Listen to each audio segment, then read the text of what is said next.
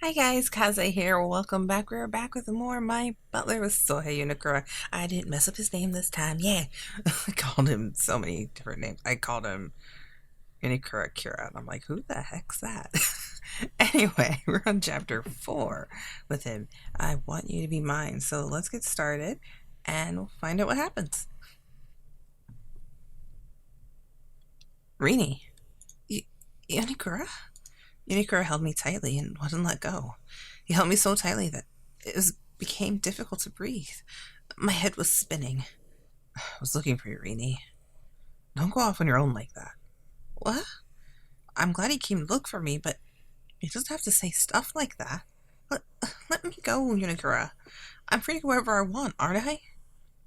No. What? You're not free. You're my possession. His tone was serious and different than usual. What? I tried to resist him, but he gripped my hand even harder. He pushed my head into his big, sturdy chest.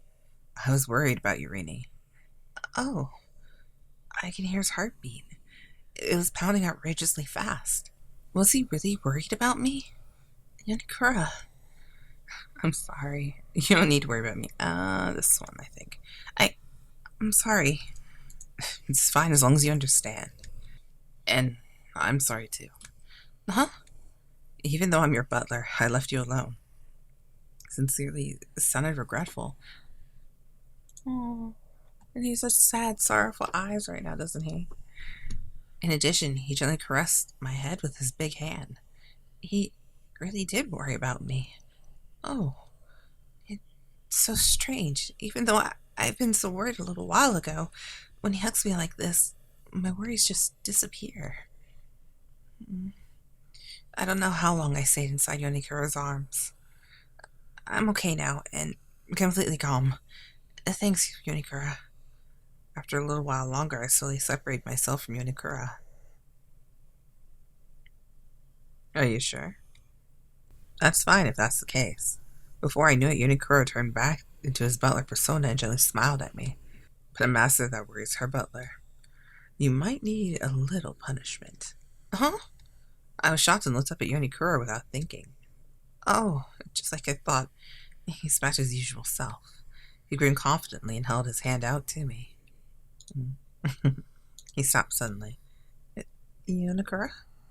Uh, what's wrong? I don't know. Why did he make that face when he looked at me? We were both changed our postures and looked at each other naturally. It's kind of like we're lovers gazing into each other's eyes. Yonekura?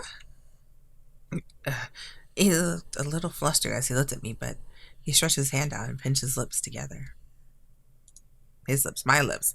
He was holding my lips together with all his might. Okay, your punishment is over. Huh? That's it? Yonekura would usually thoroughly embarrass me verbally and by touching me. Let's go back, Miss Rini. Yeah. Was a little anticlimactic as I followed Yonekura after he turned around and started walking away. Miss Rini, were you alright during that blackout just now? Apparently, there was an accident nearby that caused a temporary blackout. Oh, Kagurazaka, Kirishima.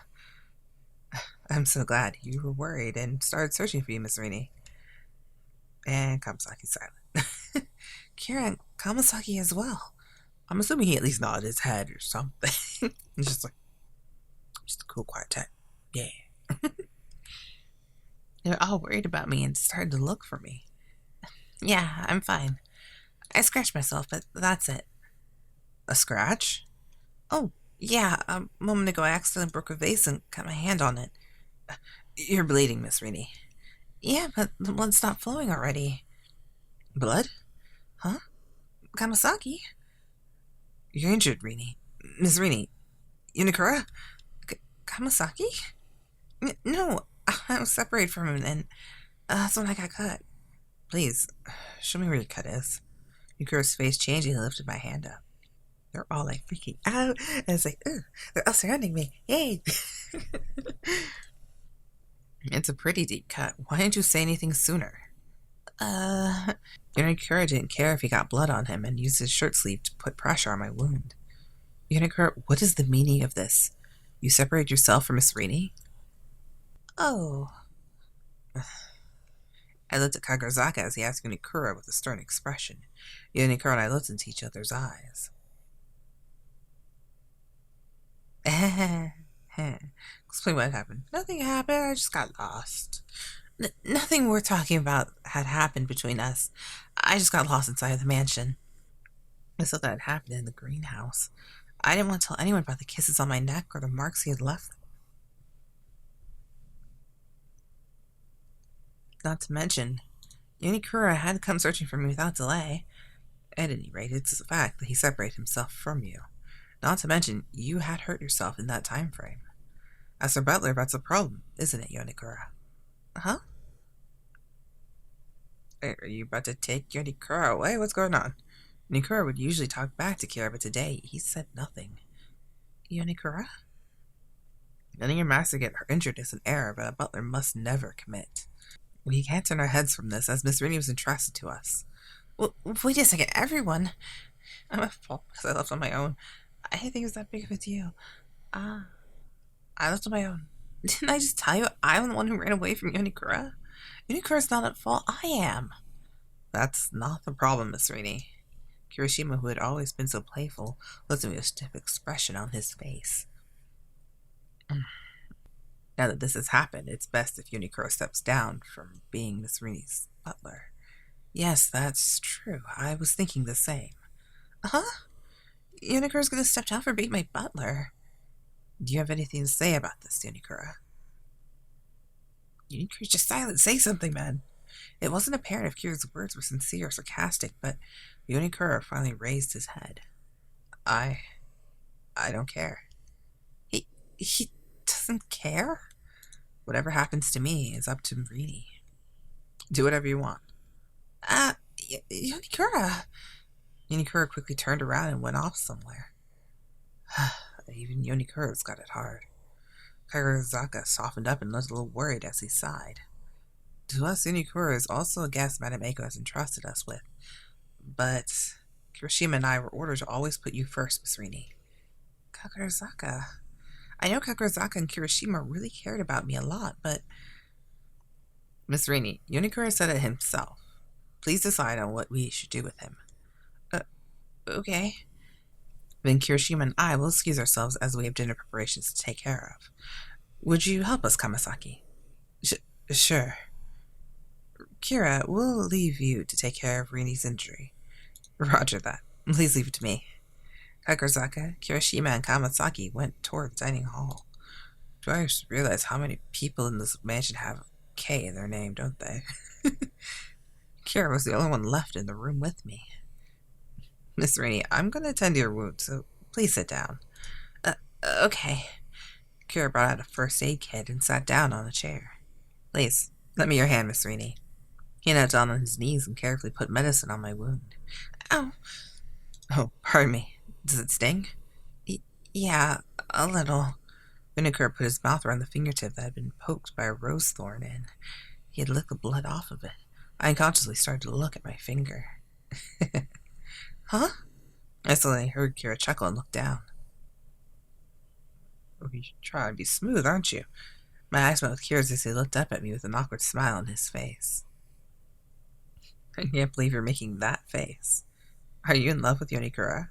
Huh? What's up with him all of a sudden? You're so easy to read. You and Yonekura really are honest with yourselves. Kira chuckled as he spoke. Why don't you try talking to Yonekura about his real feelings?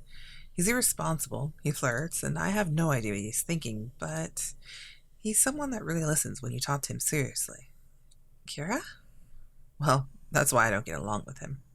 He chuckled one last time and smiled awkwardly again before standing up. Okay, it's done. Thank you. You're welcome.